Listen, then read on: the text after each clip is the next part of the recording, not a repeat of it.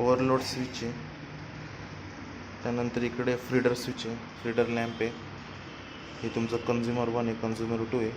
इथे जमलं तर 200 वॅटचे 2 लाईट लाव आणि इथे 100 वॅटचे लाईट लावले तरी चालतील. इकडे ESP8266 आहे, याचा ID पासवर्ड तुला दिलेला आहे. तो ID पासवर्ड कनेक्ट झाल्याशिवाय इथे वायफाय कनेक्टेड दाखवेल. जर वायफाय कनेक्टेड दाखवलं नाही तर प्रोजेक्ट पूर्ण पुढे स्टार्ट होणार नाही. ठीक आहे. त्यानंतर इथे जे वॅटेज जे आहे, एकाचं 120च्या पुढे गेलं पाहिजे आणि एकाचं 230च्या पुढे गेलं तर त्याशिवाय हा ट्रिप होणार नाही. ठीक आहे. देन इकडे रेक्टिफायर लावलेले आहे 2. हा एक पहिलावाला रेक्टिफायर तुझा इकडे पॉवर सप्लाय प्रोव्हाइड करायला आहे आणि दुसरा जो रेक्टिफायर आहे तो इथला व्हॅल्यू म्हणजे जो फीडर 2चा व्हॅल्यू आहे ती सेन्स करून तो बायपास करण्यासाठी आपल्याला दिलेला आहे.